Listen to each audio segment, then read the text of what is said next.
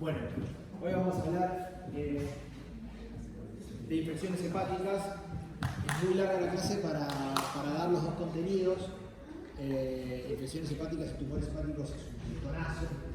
Así que vamos a hablar de infecciones y lo que son los tumores hepáticos lo vamos a dejar para otro encuentro, si es que lo encontramos, y si no, yo les voy a dar algunos tips para que vayan a leer lo que tienen que saber de tumores hepáticos en los niños. ¿Está bien? Bueno, como siempre les digo al principio de las clases, tratar de que esto sea dinámico, que no me vayan sin voz, que no se duerman, y que sea interactivo, y que yo también pueda por ahí aprender algunas cosas de ustedes que hacen adultos y yo hago niños, y como dijimos desde el primer día, que todo es bastante diferente. De nuevo mi dibujo. Bueno, vamos a hablar un poco de cuál es la función del hígado ante la infección, cuáles son las vías de infección en el hígado de los niños. Hablar del compromiso parenquimatoso, biliar y vascular, que no es lo mismo en muchos casos de infecciones hepáticas, según sea el caso y cuál sea el germen. Y una disquisición muy importante y una diferencia, abismales en los chicos que son inmunocompetentes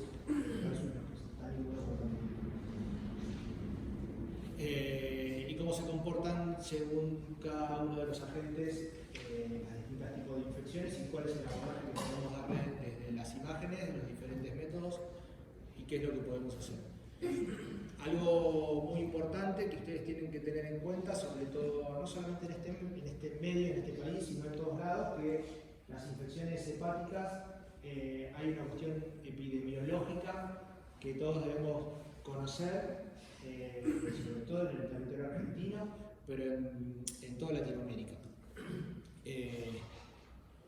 ¿Cuáles son las vías por las cuales puede, llegar la infección o el agente infeccioso al parénquima hepático en función de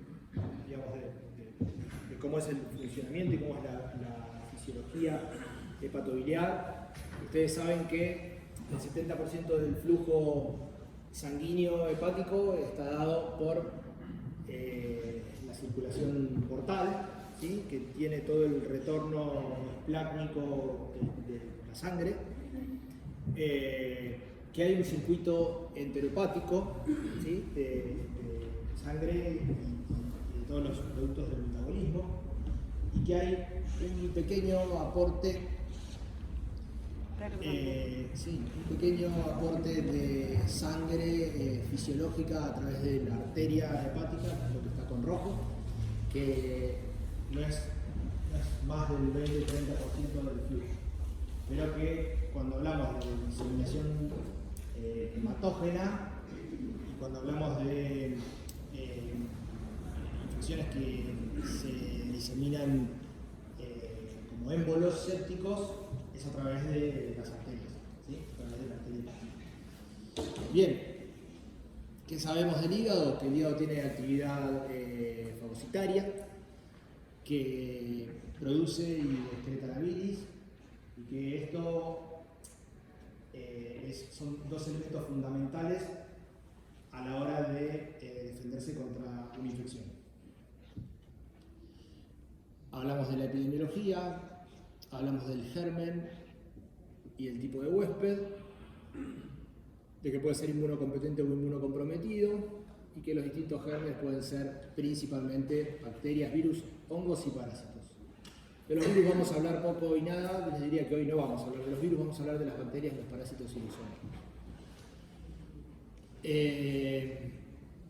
A ver, cuando nosotros hablamos de vías de diseminación de gérmenes, un poco lo que decíamos recién, a través de la vía biliar, ¿qué gérmenes pueden llegar a través de la vía biliar? Parásitos, por ejemplo. Hoy vamos a volver a ver otros ejemplos, el mismo ejemplo de la clase pasada, de las caridiasis, por diseminación portal, también, a través de gérmenes que se absorben en el intestino, a través de las arterias, de la arteria hepática, como algunos sobre todo bacterias, ¿sí? Émbolos sépticos, y secundarios a traumas o procesos iatrogénicos, como puede ser una punción, una biopsia o algo similar. O por contigüidad, ¿no? Como puede ser una infección, un proceso peritoneal secundario a una peritonitis perpendicular, la más frecuente en pediatría, que aparezca un absceso hepático. Bien. Esto me interesa. A ver, el absceso piógeno. ¿Sí? El absceso piógeno es una infección netamente parenquimatosa. ¿Qué otras infecciones netamente parenquimatosas conocen? Que hacen el absceso piógeno. ¿Cómo? El tiatídico, por ejemplo. ¿Sí? ¿Qué otra? Infecciones fúngicas. ¿Sí? Cándida. Y otro tipo de micosis. De la vía biliar, la colangitis. ¿Quiénes pueden tener colangitis?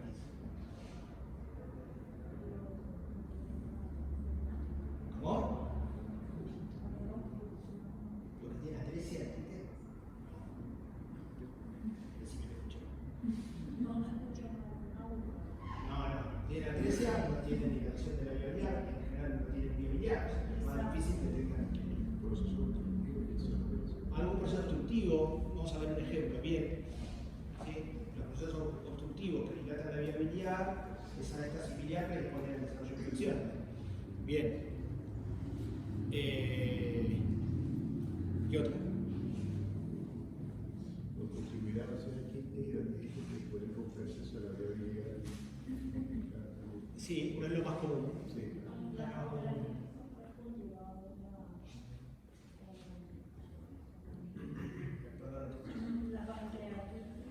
pancreatitis a veces puede combinarse con una colangitis, pero en general en ese caso son asépticas, ¿sí? No hay un agente infeccioso. Y alguien dijo obstructivos, ¿sí? Las obstructivas, hay este paradigma de la biliopatía hipertensiva, ¿sí? Que es donde las colaterales velosas bloquean el colédoco y se dilata la vía biliar, y eso, la biliopatía hipertensiva puede producir una colangitis. La enfermedad de Caroli, yo nunca vi una enfermedad de Caroli, pues sabemos, tiene dilatación de vía biliar. Nunca vi una enfermedad de Caroli concretamente con una colangitis asociada, pero puede ser. Y lo que hablábamos, en general, perdón, me estaba olvidando la pileflebitis. La pileflebitis es la infección, es la trombosis séptica del sistema portal. No es común en pacientes inmunocompetentes, es más común en huéspedes inmunocomprometidos y es mucho más común en el periodo neonatal. Por los distintos caracterismos, el caracterismo umbilical y la invasión que tiene el neonato en una terapia intensiva, que no deja de ser, al ser un neonato, un inmunocomprometido, ¿sí? Bien, entonces, cada una de los métodos por imágenes tiene o tendría en teoría distintas utilidades. Nosotros, como ustedes lo saben, lo digo en todas las clases, somos acérrimos defensores de la ecografía. La ecografía aporta un montón, quizás mucho más que el resto de los métodos. Aporta incluso, nos orienta hacia el diagnóstico etiológico de las distintas infecciones. La tomografía y la resonancia siempre quedan como para una segunda instancia, porque requieren anestesia, porque implican radiación ionizante en el caso de la tomografía, porque también necesita contraste.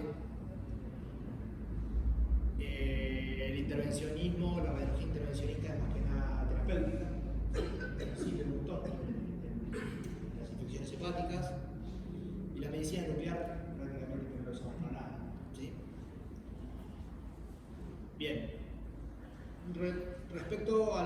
absceso piógeno. ¿Qué bacterias conocen que pueden producir infecciones en el hígado, en la población pediátrica? ¿Qué es eso? ¿Cómo? Entre bacterias, sí, puede ser. El estafilococo por lejos es el germen que es más frecuente.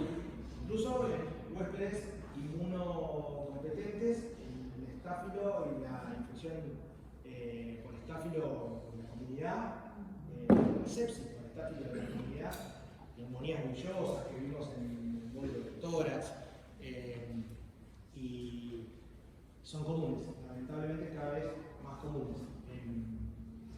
Estáfilo penicilina resistente, ¿sí? Son chicos que empiezan a hacer abscesos por todos lados, el hígado no es la excepción. El estáfilo es uno de los gérmenes que más frecuente puede comprometer al hígado. En el huésped inmunocompetente o en el huésped inmunocomprometido. Y podemos tener, digamos, distintos tipos de abscesos. Microabscesos menores a 2 centímetros, que pueden ser incluso múltiples, o pueden aglomerarse y formar el cluster sign, que después termina siendo como que se van juntando varios abscesos, microabscesos, y hacen un absceso grande. El germen más común es el estáfilo y el lugar más frecuente es el lóbulo derecho. Clínicamente, bueno, fiebre, hepatomegalia, dolor abdominal, pero el síntoma cardinal es la fiebre, porque la hepatomegalia y el dolor abdominal pueden estar en otro tipo de lesiones hepáticas también.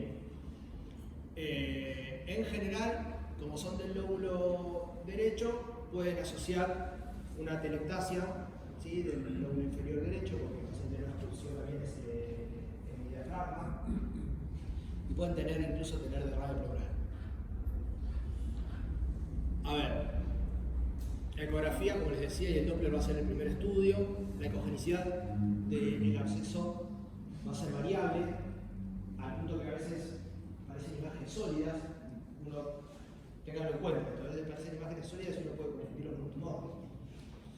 La clínica ahí es como que la fiebre y el inicio abrupto de los síntomas te hacen pensar que por ahí es algo infeccioso. Hablar en el laboratorio, son chicos que en general tienen mucha leucocitosis en el laboratorio y tienen un estado toxo-infeccioso. Que vamos a ver, digamos, en la ecografía. ¿Para qué vamos a utilizar la ecografía? Para localizarlo, para definir dónde está, para definir si es único o es múltiple, para ver el compromiso vascular con el Doppler, si es que tiene o no tiene una trombosis portal asociada, y para el control evolutivo después del tratamiento, ya sea solo antibiótico o si es que se haya realizado algún procedimiento por radiología intervencionista. Y como les decía, la tomografía y la resonancia quedan como para una segunda instancia, cuando el diagnóstico no está bien claro, cuando uno sospecha que puede haber un de un tumor, y cuando queremos ver o caracterizar mejor alguna lesión o el compromiso de la extensión hacia órganos vecinos fuera de ahí. Y la radiología intervencionista vino un poco a cambiar el pronóstico en el sentido de que se pueden evitar las cirugías con funciones y evacuaciones transparietales de distintas conexiones, e incluso cuando no está bien claro, para tomar una pequeña muestra y hacer un citológico, un cultivo y hacer diagnóstico con una punción. Lo que les decía, que a veces la imagen ecográfica, o casi siempre, no tiene un patrón específico. A veces podemos ver imágenes con bordes más difusos, predominantemente hipoecoicas, pero muy heterogéneas. O esta, por ejemplo, que mírenlo así, cualquiera diría que es un tumor, ¿sí? Y en otros casos, sí, cuando uno moviliza al paciente, ve que directamente se mueve, el contenido es francamente líquido, y a veces podemos encontrar como esas imágenes focales, ecogénicas, que hablan de la presencia de gas o aire en su interior. Y en este caso, bueno, también tiene un poco de refuerzo acústico posterior que nos hace pensar que sí es contenido líquido. A veces en la periferia pueden tener un componente más inflamatorio y entonces en el Doppler mostrar un poco más de señal en la periferia o incluso en el tejido sano adyacente al absceso. Y a veces podemos encontrar un centro más bien líquido, bien anecoico en el centro de la lesión. Y bueno, y en la tomografía vamos a encontrar que el centro está más hipodenso, que hay más realce con el contraste perilesional.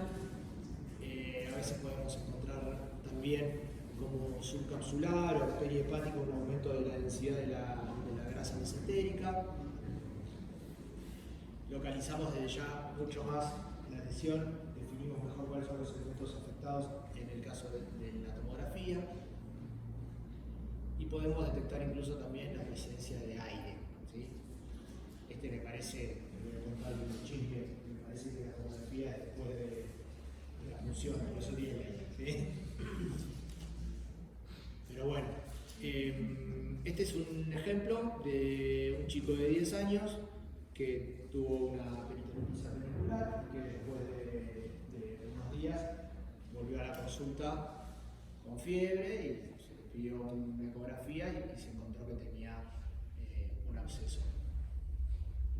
Se hizo la tomografía y en la tomografía se confirmó las características y se confirmó y se definió mejor las características de ese absceso, se definió bien la localización y se le colocó eso que es un catéter multipropósito para drenar la colección. Y fíjense que con el drenaje y la antibiótico-terapia, en 15 días, un poquito más, un mes y pico, resolvió muy bien. Lo que se hace es una punción percutánea guiada por eco, se hace una punción, se pone una guía y por esa guía se pasa el drenaje. Es un procedimiento que fellow del primer año de radiología intervencionista lo hace y al día siguiente tiene que traer la torta, todo eso.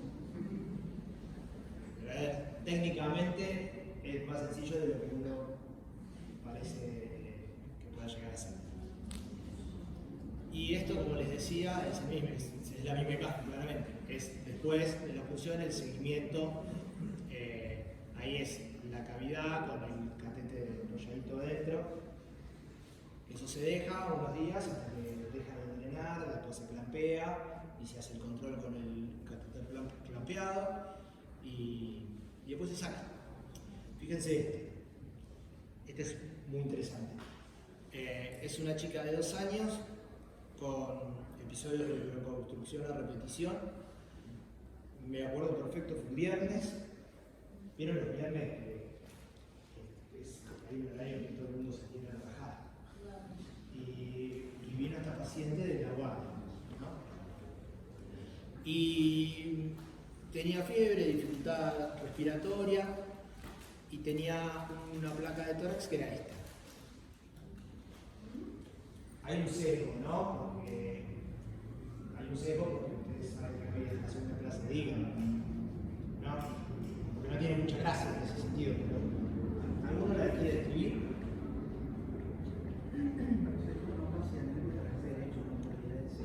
Una opacidad en el hemictórax derecho. ¿Dónde lo dirías? Acá abajo. Pero si esto es una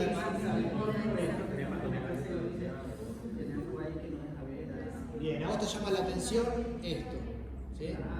Esto queda abajo, te llama la atención, es decir, el hemidiafragma está ascendido. Entonces a vos te parece que la lesión está por abajo. No por arriba, por abajo. Por abajo el hemidiafragma. Bien. ¿Opciones? Yo estoy de acuerdo.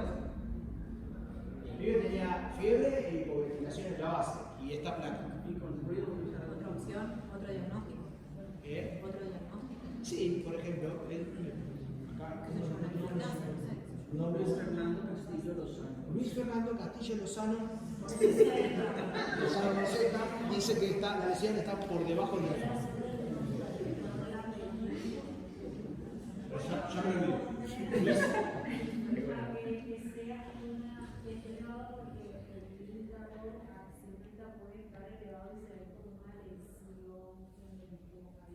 Como decíamos antes, ¿no? Que todos pueden tener una telectasia del lóbulo inferior, no tenemos bien el diafragma.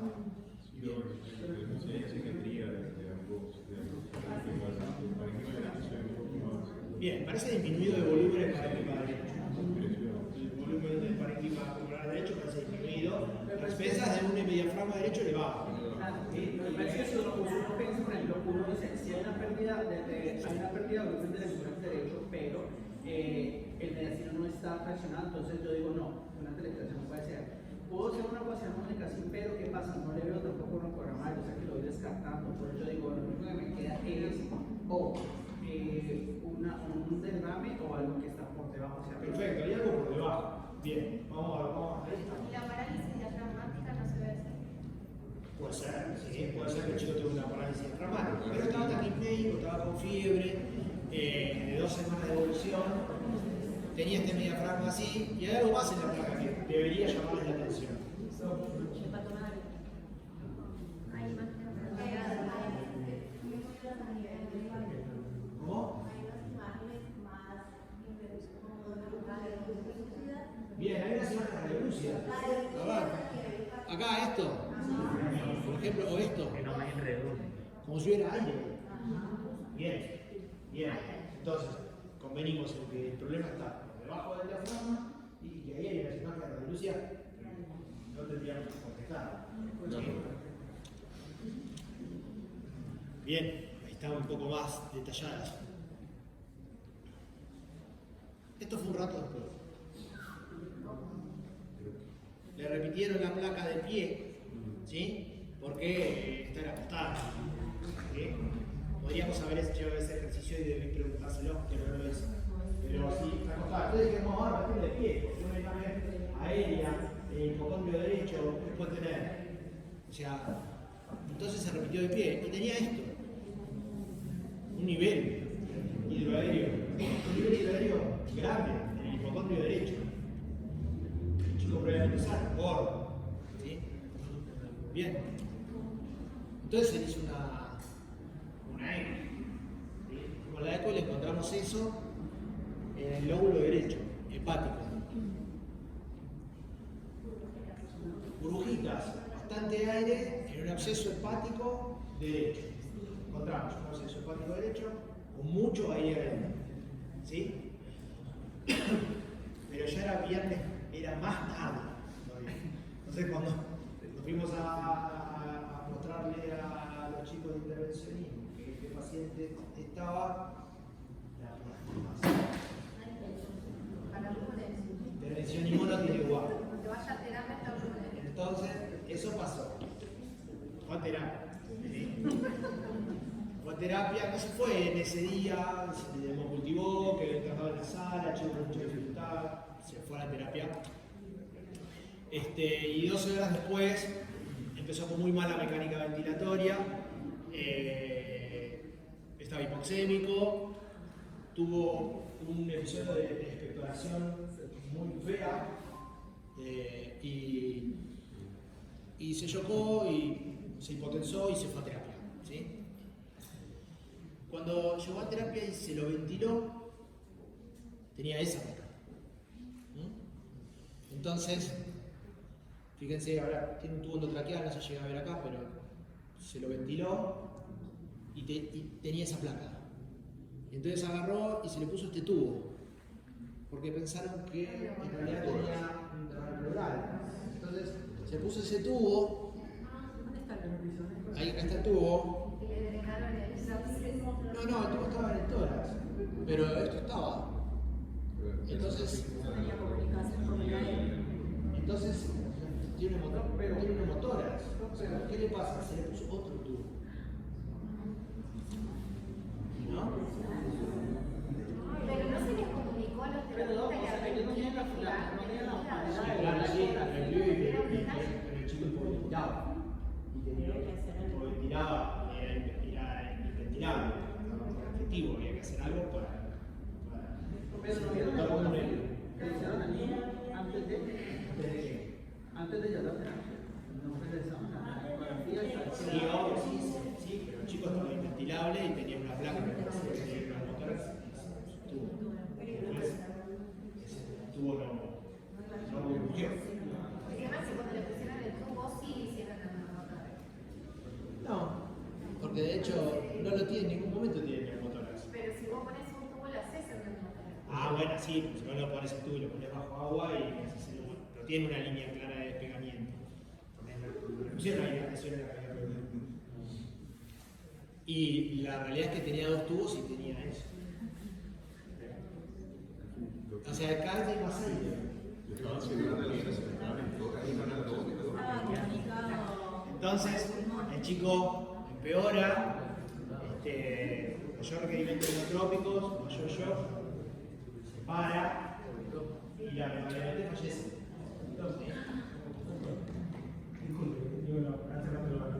Perdón, no te vi. Pensé que estabas hablando. En dos imágenes anteriores, una de las cosas que me llamaba la atención era que el ángulo oculto diafragmático no, más todavía. ¿Para atrás? Más todavía. Más todavía. Más todavía.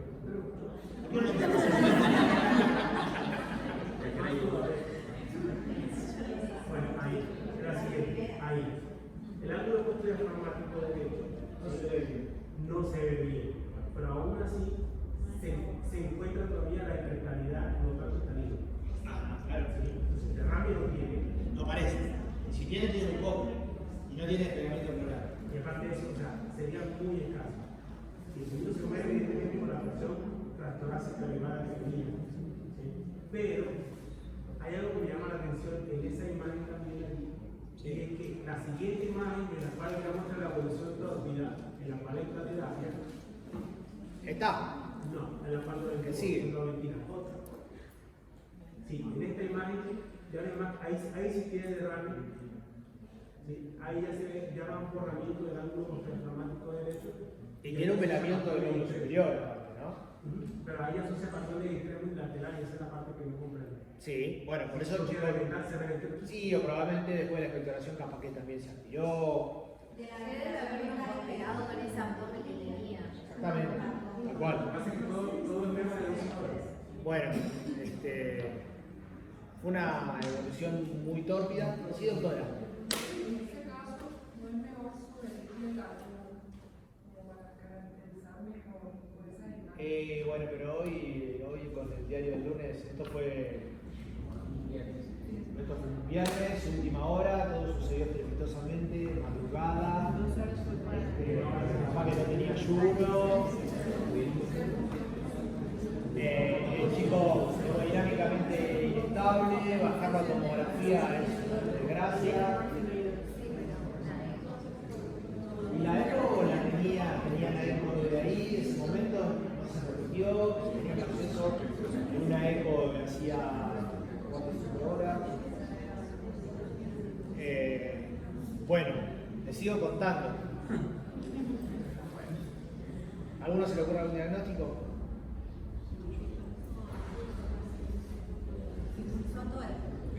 El isotórax puede ser una opción, bien.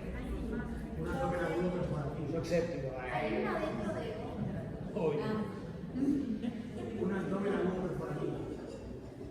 Bien. Yo tengo una hipercalidad a nivel suprahepática, que eso podría ser que cada vez tiene esa radiografía, que puede ser que tenga una perforación, ya sea que se haya reventado el absceso que tenía o algo a nivel intestinal. No sé si Bien.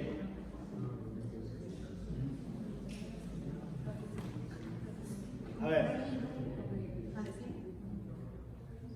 Un absceso hepático, que se haya comunicado el absceso hepático con el pulmón, no es un tipo de perforación transdiafragmática, o que tenga una comunicación del absceso con el pulmón y con la vía aérea, y por eso tuvo la vómita. Bueno, a ver, esta fue la evolución tórpida y desgraciada del pobre paciente. Fíjense que en ese momento se le puso un tubo endotraqueal y se lo ventiló a presión positiva, porque el chico se había chocado. A partir de ese momento, eso se empezó a llenar, y cada vez más. Y esto es anecdótico. 2 semanas después tuvimos un paciente con lo mismo, pero con una evolución menos tórpida. Después hizo la necropsia del primero. Obviamente. Y lo que tenía era esto. Vieron que a veces los pacientes vienen de A2. Es una fístula broncobiliar. Rarísimo.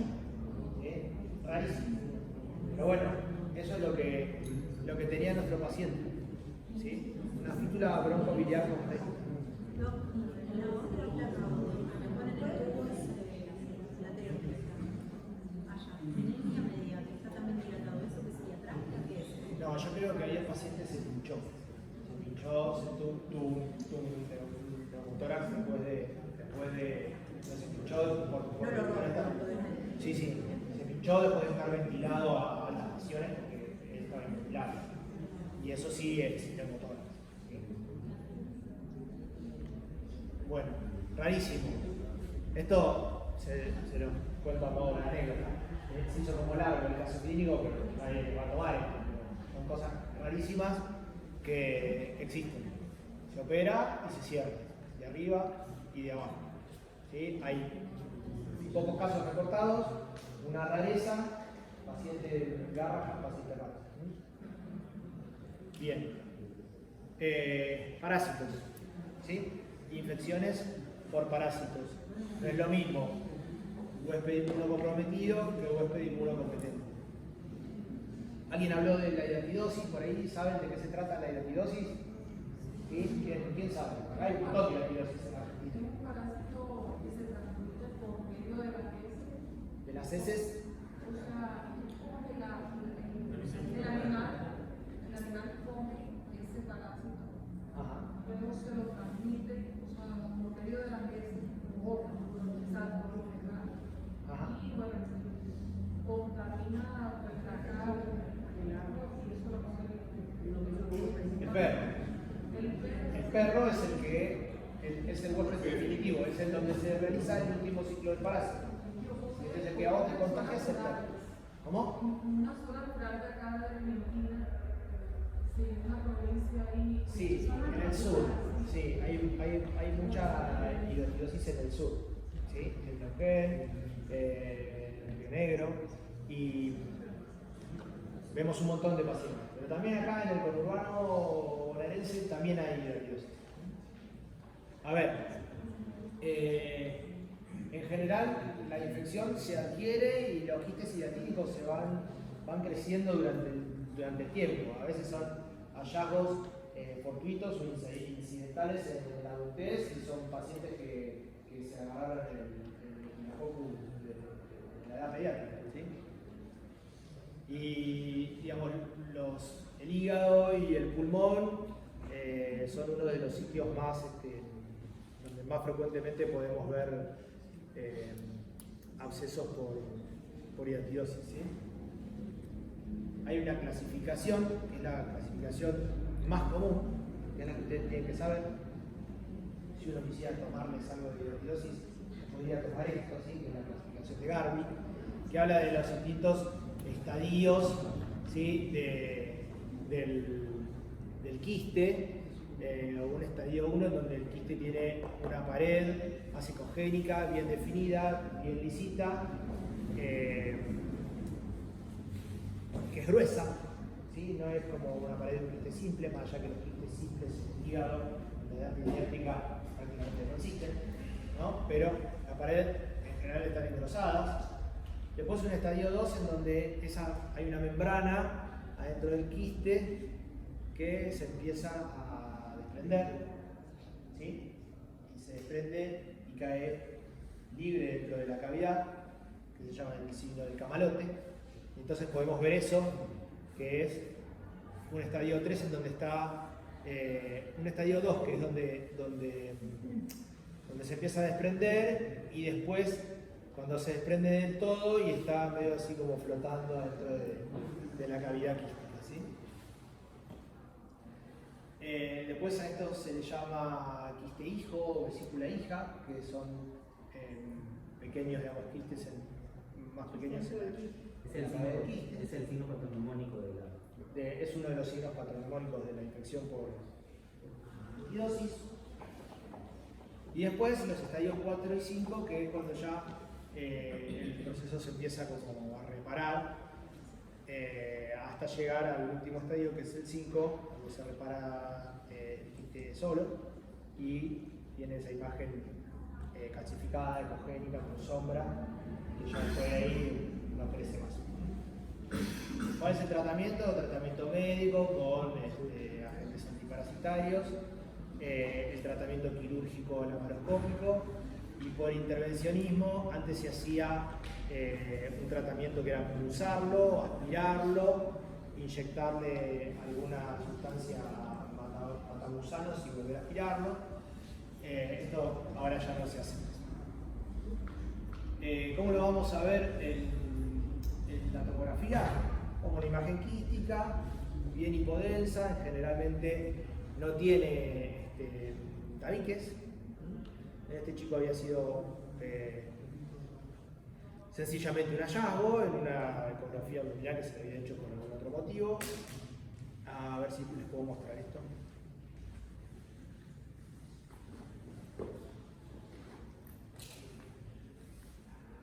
Fíjense, este es un chico que tenía un quiste. Hoy les estoy mostrando todo el tiempo, estoy ventilando trapitos que no debería ventilar. No cuenten nada, pasó hace mucho. Perdón.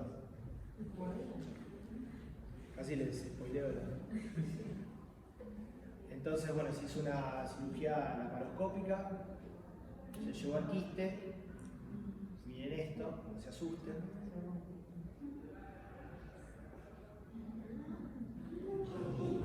Explota el quiste, ¿sí? Un quiste hidratídico, se pone el aspirador ahí, pero ya había pasado. Y ahora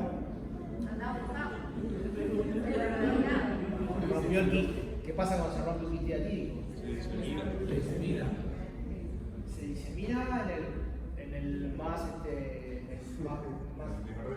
mejor de los casos.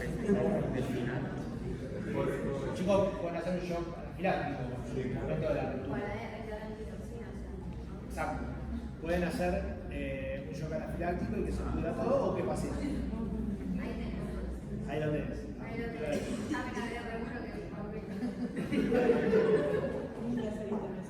Bien. Eso hay que tratar de evitarlo, ¿sí? Eso no tiene que pasar. Bien, para que eso no pase, digamos, lo tiene que hacer el más experimentado, tomando las mejores de las precauciones. El procedimiento es prácticamente el mismo, ¿sí? Pero con un poco más de cuidado. Y se hace lo que se llama la marsupialización del quiste, que es primero aspirarlo con cuidado y después retirar esas membranas, como mostraba ahí la foto, para que no vuelva a crecer, ¿sí? Lo meten adentro de una bolsa y después lo sacan por el ombligo. Bien.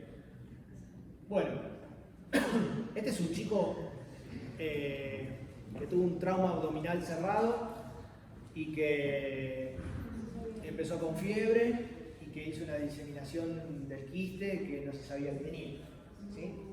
Simplemente a raíz de un trauma cerrado que rompió el quiste, ¿sí? Bien. Esta es una chica, bueno, como dice ahí, del sur de 13 años que tuvo un quiste hidratídico que también fue un hallazgo y que se operó, ¿sí? Y le sacaron eso. Mírenlo, que también está bueno. Es un chico de 15, lo vi yo, es un chico de 15 años que venía de algún lado del interior de la provincia de Buenos Aires, que tenía cefalea y un dolor agudo y muy intenso en el miembro inferior derecho, con impotencia funcional. Un chico que por lo demás parecía sano, trófico, creo que jugaba al fútbol, y venía con mucho dolor. Y le hicimos un Doppler de miembros inferiores y tenía una troposis de la arteria femoral común del lado derecho, ¿sí? Con un trombo adentro, hipoecoico, un chico chico que no tenía ningún antecedente de nada. Es rarísimo ver esto en niños, ¿sí? Trombosis agudas en niños. Algo que son oncológicos. Sí, y que en general en los oncológicos es más frecuente pero venosa. Una trombosis arterial en un niño es recontra raro, salvo que sea cardiópata, o salvo que haya tenido algún procedimiento, médico procedimiento, ¿no? Una trombosis espontánea arterial en los niños no, muy raro. Tenía esto, fiebre no tuvo. Y entonces, imagínense, trombosis arterial, que es lo primero que uno va a buscar en una trombosis arterial en un niño, que es lo que piensa. Exacto, que esto no sea un émbolo de algo del corazón. Entonces, se le pidió una ecografía. En el mismo Doppler del miembro inferior se hizo una ecografía y se encontró ese quiste esplénico. Un quiste esplénico. Y al lado de ecografía, dice la doctora que estuvo rotando, al lado de ecografía está ecocardio. Entonces, automáticamente lo llevamos a ecocardio. Y tenía un quiste en la pared del tubo izquierdo, que era una hidatidosis. ¿Sí? Se hizo la trombectomía y lo que se sacó eran membranas de hidatido. Muy loco, ¿no? ¿Me parece? También. Se operó. Terrible. Sí, me operaron y se lo sacaron.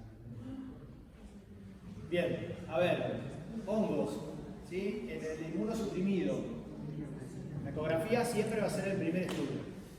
Y hay descritos para los hongos, sobre todo para la cándida, los patrones ecográficos de la infección por cándida, que creo que en el adulto son los mismos, ¿sí?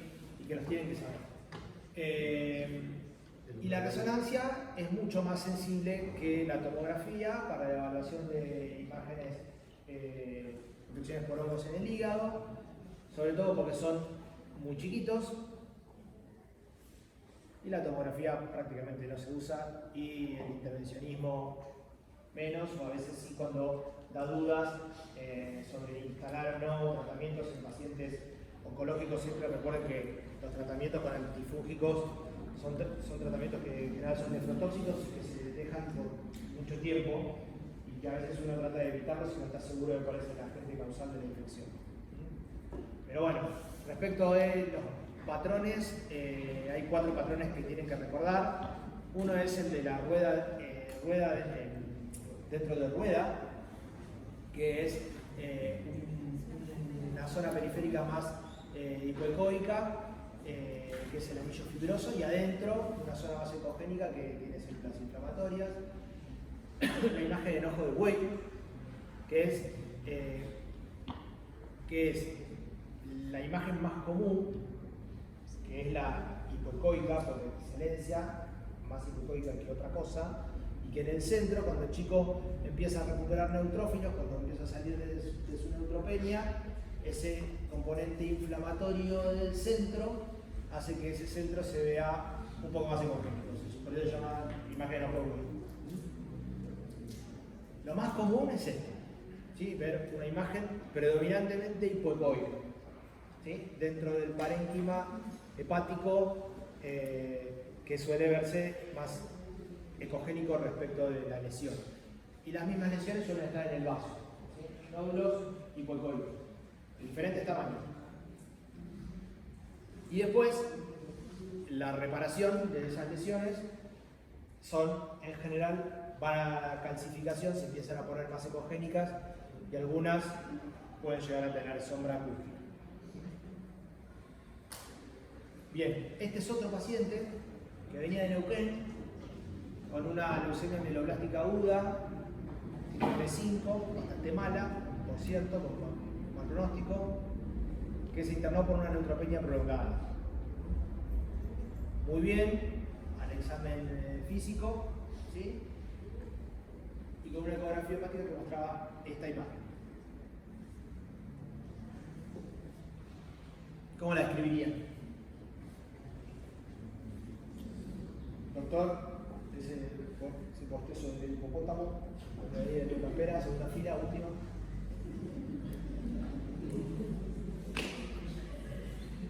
¿Cómo describirías la imagen?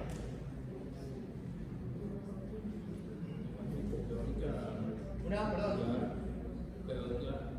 Redonda.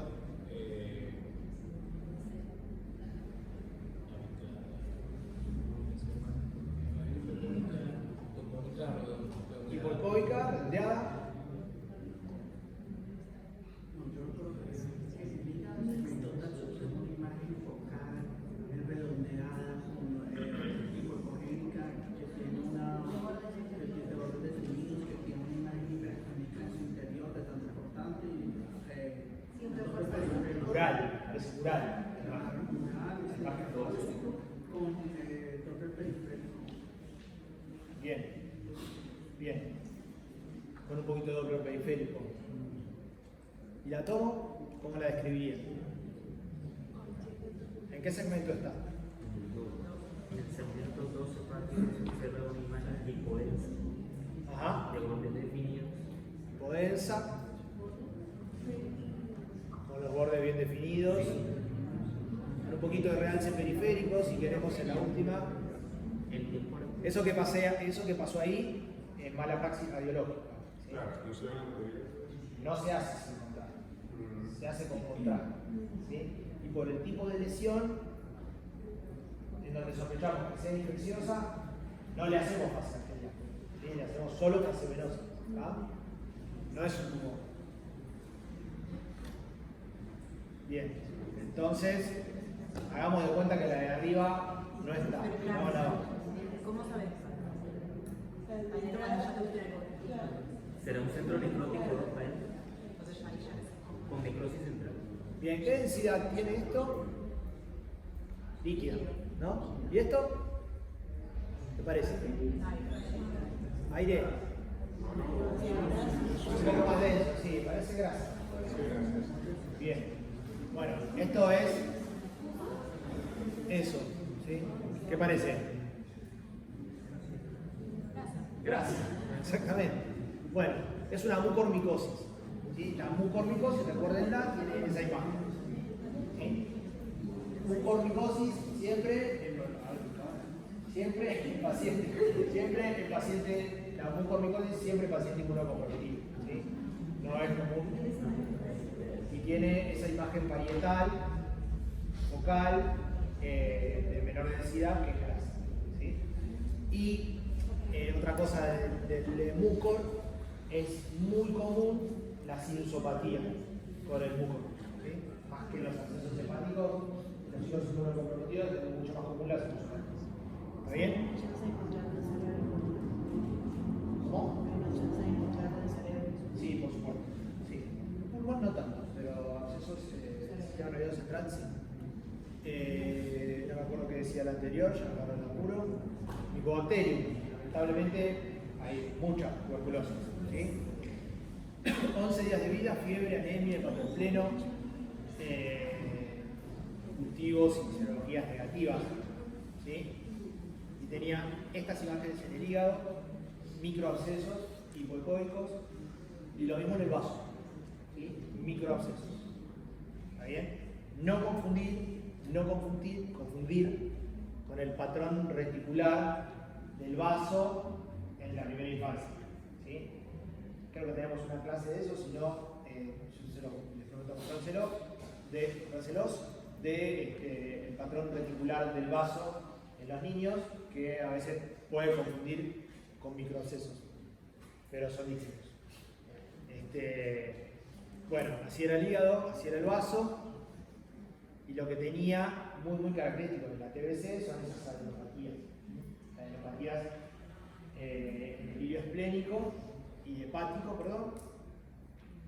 que en general son adenopatías más hipoicóicas que una adenopatía inflamatoria habitual, que en general pierden la ecoestructura habitual de adenopatía con el hilio más ecogénico, como tiene un ganglio inflamatorio común, y a veces pueden abscedarse, y a veces abscedarse en el caso de su interior muy bien, y a veces pueden tener calcificaciones periféricas.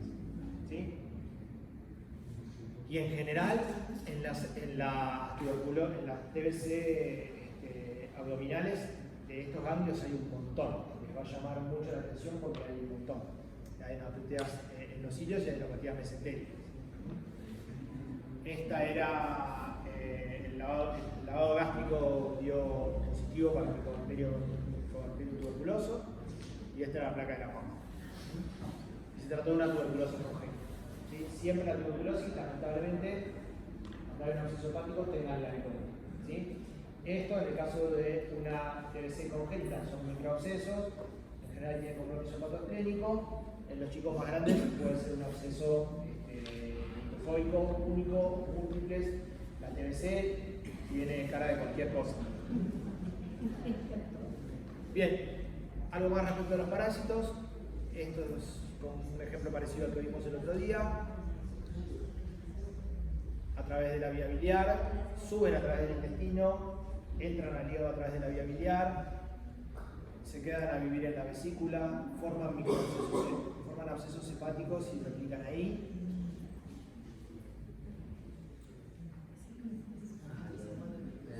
Sí, claro, y se mueven. Uy, no. Bueno, les prometo que se mueve. Bueno, y en el hígado, bueno, fíjense esto, siempre con los traductores lineales revisen el intestino en algún chico que encuentran algo así. ¿Sí? Siempre revisen el intestino porque si en el hígado hay, ¿sí? El intestino es la fiesta.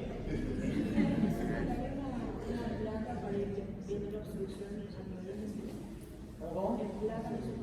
No, a veces no tienen obstrucción. Sí, tal cual, viven ahí. A veces por ahí vos hablas con la mamá te cuenta que sí que una vez se eliminó uno, ¿sí? Que es un parásito.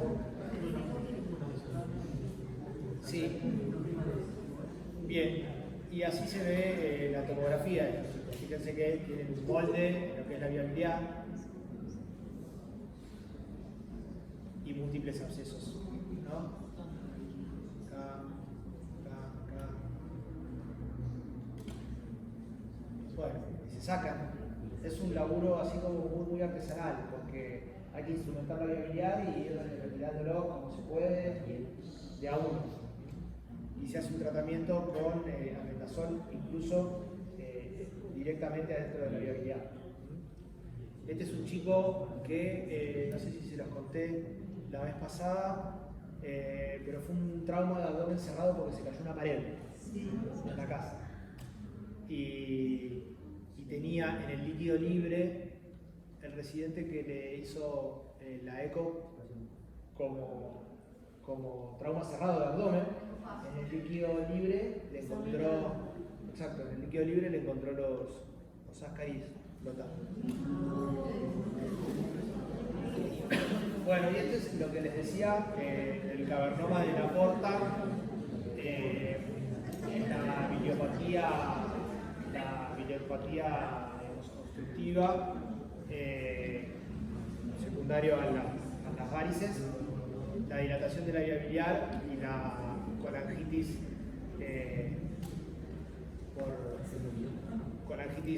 obstructiva.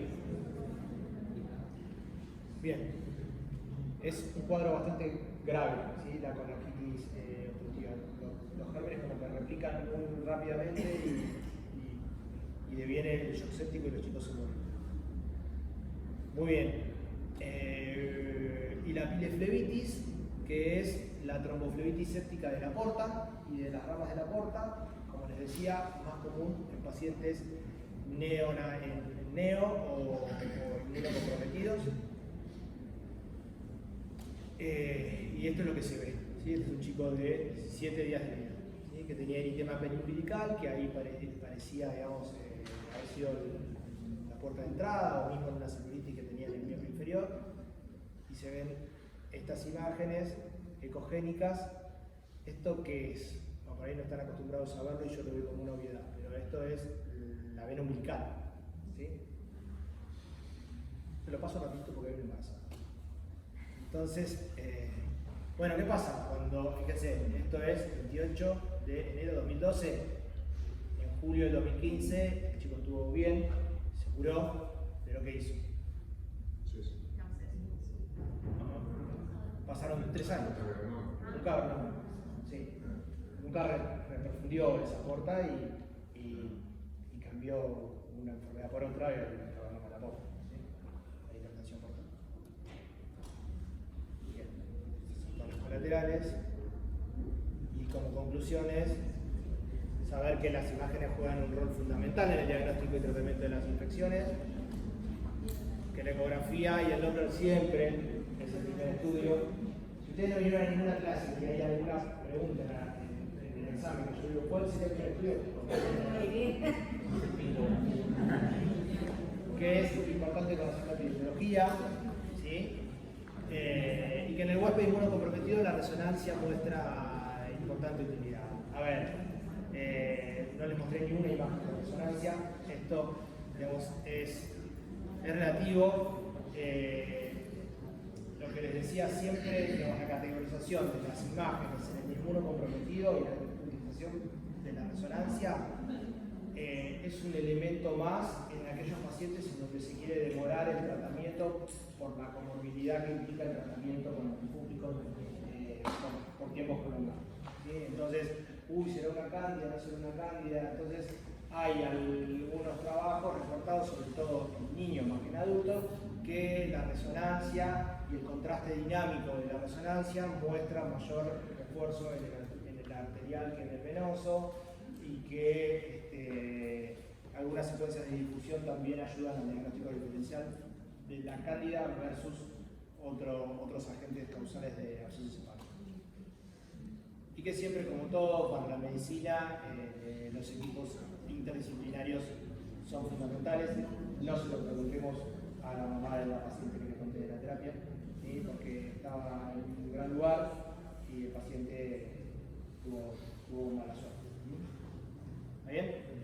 Bueno, nada más por hoy, porque esto para otro día. ¿Sí?